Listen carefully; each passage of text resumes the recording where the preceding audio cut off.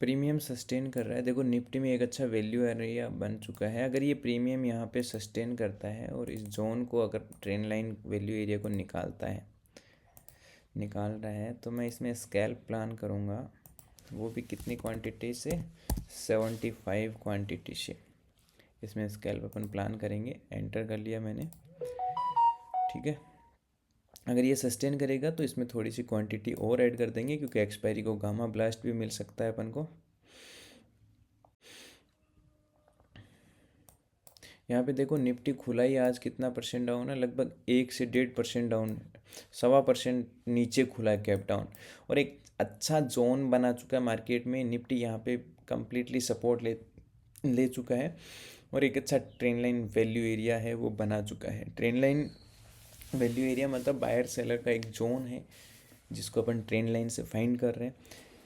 बस एक्सपायरी के दिन क्या होता है, निफ्टी नीचे नहीं आता लेकिन प्रीमियम बहुत जल्दी फास्ट डीके होता है, बहुत फास्ट डीके होता है। तो देखो निफ्टी इतना नीचे नहीं है, प्रीमियम तुरंत से नीचे आ गया। तो ये हमेशा ध्यान रखना और हमेशा क्वांटिटी कभी भी एक्सपायरी पे बढ़ाना नहीं है, ठीक है।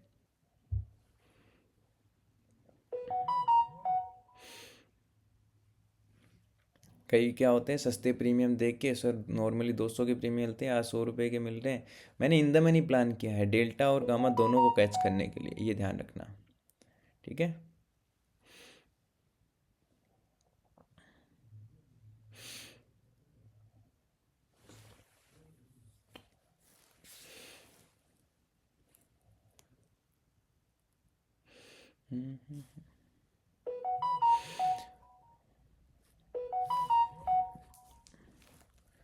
साइलेंट करना पड़ेगा, आपको डिस्टर्ब कर रहा है फ़ोन।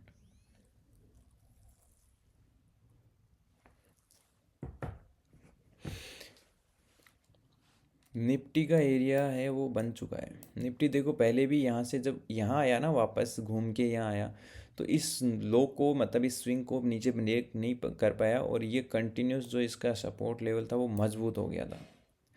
एंड अभी ट्रेंड लाइन वैल्यू एरिया को भी ब्रेक कर चुका है मार्केट। हाँ मैंने फास्ट एंट्री किया है, अदरवाइज आपकी एंट्री है वो ये जो कैंडल इसके ऊपर वैल्यू एरिया क्लोज हुआ उसके ब्रेक पे आपकी एंट्री बनती है।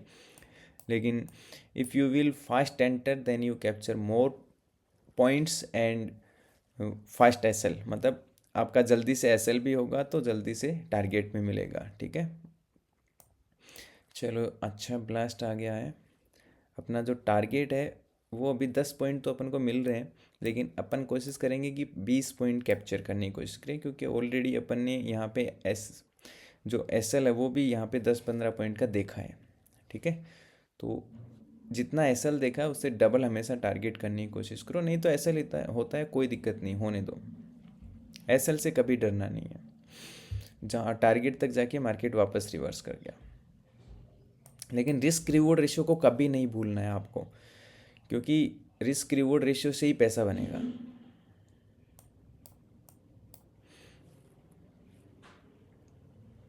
हाँ ये नहीं है कि फिर अपन को इस 134 रुपये के प्रीमियम को 140 वाले को 280 करना है, लेकिन मुझे जो टारगेट मेरा है वो पूरा चाहिए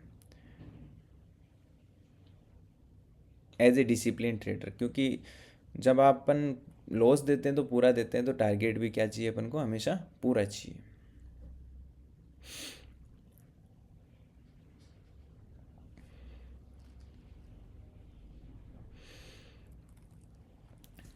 अगेन 10 पॉइंट 15 पॉइंट 10-12 पॉइंट अपन को मिल रहे हैं, लेकिन अपना जो टारगेट है, क्योंकि अपन ने यहाँ पे 10-12 पॉइंट ऐसे ही देखा है, तो 20 पॉइंट अपना टारगेट है वो पूरा लेंगे। नहीं देगा एसएल है ना, एसएल दे देंगे, मार्केट नहीं देगा तो ठीक है। एसएल से हमेशा 1.5 गुना हमेशा टारगेट रखो। जैसे 134 है और यहाँ पे लगभग 121 तक 13-14 पॉइंट तो अपन ने एसएल ही देखा है, तो कम से कम 15-20 पॉइंट तो मिले। ऐसे नहीं है लालच में निकल गए मिल रहा है ले लो, मिलेगा तो पूरा लेंगे, ठीक है। वापस से यही रिजेक्शन एरिया बन गया है, क्योंकि यहाँ से फिर अगेन दोबारा रिजेक्ट हो गया है, इस प्राइस से वापस से रिजेक्ट हो गया है। स्ट्रॉन्ग एरिया बन गया ये।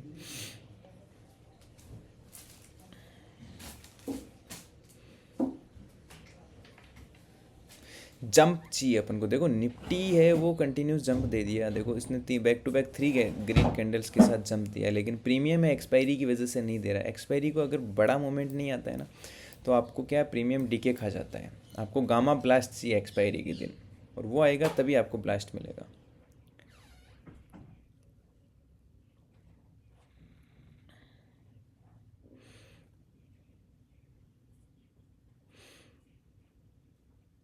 देखो थोड़ा सा नीचे आते ही प्रीमियम ऐसे भागता है फटाफट नीचे।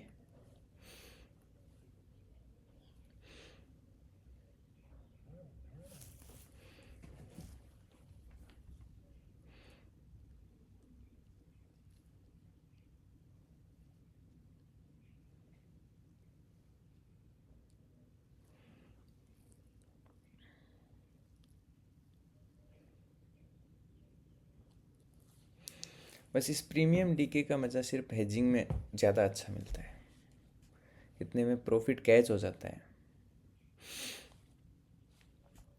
चलने दो ब्लास्ट। ये ब्लास्ट यहाँ तक आ जाए ना तो एक अच्छा ट्रेड हो जाएगा फिर अपने लिए। अभी अपने को मिल रहे हैं लगभग कितने पॉइंट, 134 152 पे चल रहा है। ठीक है, 18-19 पॉइंट मिल रहे हैं अपन को। ठीक है, यहाँ से ऊपर सस्टेन करने का वेट करेंगे, थोड़ा सा ट्रेलिंग यूज़ करेंगे, नहीं तो फिर एग्जिट कर देंगे। ये तो पहले भी अपन को मिल रहे थे। फटने का वेट कर रहे हैं, फट जाए, फट रहे हैं टारगेट। चलो अभी ये वापस से नीचे आ गया ना इससे, ठीक है, तो फिर अपन एग्जिट कर देंगे। फिर ये स्ट्रेंथ नहीं है इसमें, ठीक है। मैंने वेट इसलिए किया है कि फट नहीं रहा है, तो फिर 1500 1000 या 1500 लेके एग्जिट कर देंगे, नहीं फट रहा तो नो इमोशंस। मतलब येलो लाइन से नीचे आते ही एग्जिट कर देंगे। अब की बार 3 बार यहाँ जा चुका है, फिर भी ब्लास्ट नहीं आ रहा तो कोई बात नहीं। चलो आ रहा है एक अच्छा ब्लास्ट।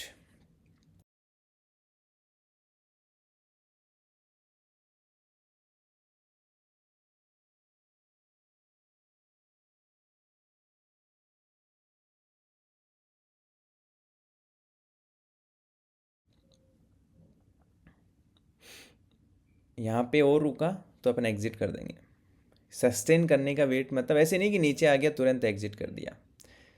कोई भी कैंडल में 10 सेकंड के लिए सेलिंग, मतलब 3 से 10 सेकंड सेलिंग आ गया, एग्जिट। चलो एग्जिट, 1700 बुक्ड। ओके, हो गया। अब क्योंकि सेलिंग आके पूरा प्रॉफिट हो सकता है, पूरा प्रॉफिट को ये चबा जाए, तो इसलिए क्या होता है, अब मैंने जो टारगेट लेना है हमेशा वो पूरा प्लान करना है। हमेशा 20-22 पॉइंट सोचा है, 20-22 पॉइंट ही लेना है। अब अगर वेट क्यों किया मैंने, वेट इसलिए किया क्योंकि आपके पास ये प्राइस है, 20 पॉइंट 22 पॉइंट आपको लेने हैं। तो क्या होता है, जैसे 22 पॉइंट से ज़्यादा ही ले लिए अपन ने, 22-23 पॉइंट ले लिए, तो यहाँ से जब मार्केट जंप करता है, ठीक है, तो जंप करता है तो कई बार क्या होता है, आपने देखा होगा, मैंने पिछली बार 150 क्वांटिटी से 14-15-16 हज़ार का प्रॉफिट बुक किया था।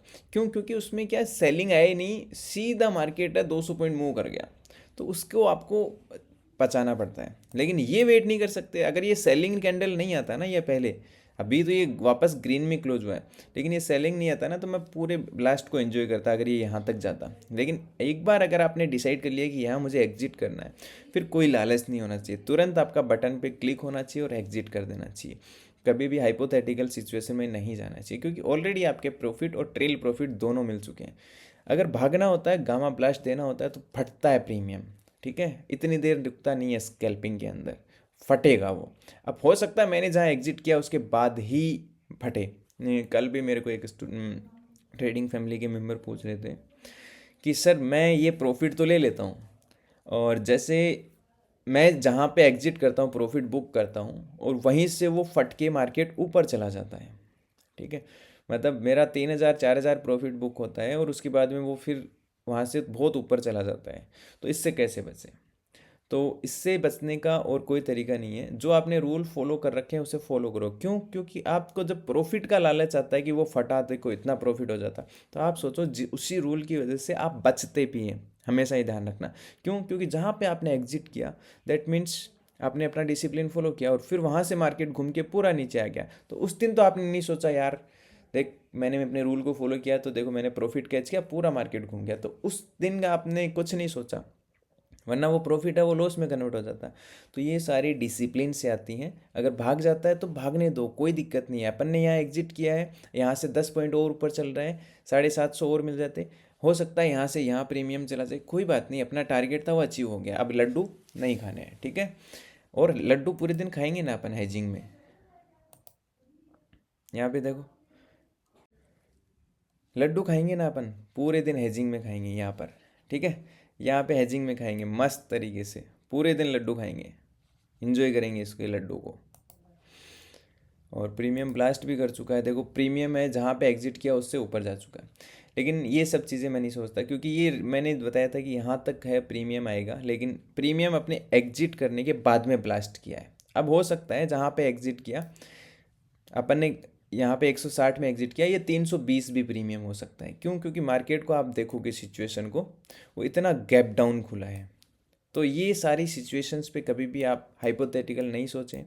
ये प्रॉफिट आप कभी भी ले नहीं सकते एज ए डिसिप्लिन ट्रेडर। जितना आप ले सकते हैं वो आप डिसिप्लिन को फॉलो करते हुए ले सकते हैं। कल का ट्रेड आप देखोगे जहाँ पे एग्जिट किया था वहाँ से पूरा रिवर्सल हो जाएगा। तो इस लर्निंग को हमेशा दिमाग में बैठा लो, ठीक है। एज ए डिसिप्लिन ट्रेडर जहाँ पे आपका रूल बना हुआ वहीं पे आपको एग्जिट करना होता है।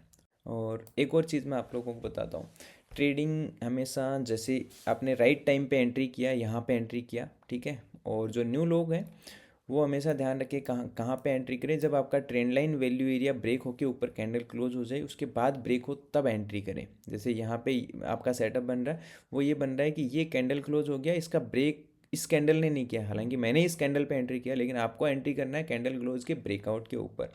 और आपको लड्डू पूरा नहीं खाना है। 1:2 या 1:1.5 रिस्क रिवॉर्ड रेशियो, मतलब 10 रुपये का आपने एसएल प्लान किया, 15 रुपये मिल गए, तो शुरुआत में ट्रेल मत करो। जैसे अभी 22 पॉइंट 23 पॉइंट के लिए मैंने ट्रेल किया, आप 1:1.5 लेके निकल जाओ, ठीक है। और कोशिश करो कि 3 सेकंड तक वहाँ सस्टेन करे, तो उस 3 सेकंड के बदले में हो सकता है कई बार आपको 2 4 5 पॉइंट का एसएल बढ़ा देना पड़े, तो उस 3 4 5 सेकंड की वजह से आपको प्रॉफिट भी बड़ा मिल जाता है, ठीक है। और ये जो लड्डू मार्केट ऊपर भाग के जाता है, ये लड्डू नहीं खाना। आपका डिसिप्लिन आपके, आप जब ट्रेड में हैं तब भाग रहा है तो आप उसे प्रॉफिट कैच कर सकते हैं। कभी भी बाद में रिग्रेट ना करें कि आपने जहाँ पे एग्जिट किया उसके बाद में मार्केट भाग गया, तो उससे रिग्रेट का कुछ होने वाला नहीं है। आपके डिसिप्लिन को ब्रेक कर देगा वो अगले दिन। इसलिए आप कोशिश करें कि वो लड्डू के इस बारे में सोचें नहीं कि यार इतना प्रॉफिट हो जाता, मैंने 1500 बुक किया 3,000 हो जाता, मैंने 10,000 बुक किया मेरा 20,000 हो जाता। अगर इस तरीके की इमोशंस लाओगे तो कल वो आपके जो रूल है उनको ब्रेक करवा देगा मार्केट इमोशनली। क्योंकि ट्रेडिंग आपने देखा होगा रिस्क मैनेजमेंट और ये पोजीशन साइज इनसे भी ज़्यादा अच्छे से होती है अगर आपका साइकोलॉजी कंट्रोल है तो, ठीक है। चलो एंजॉय करो वीडियो को, थैंक यू सो मच। यहाँ से लड्डू फूट के ऊपर जाएगा नीचे आएगा, आई डोंट केयर।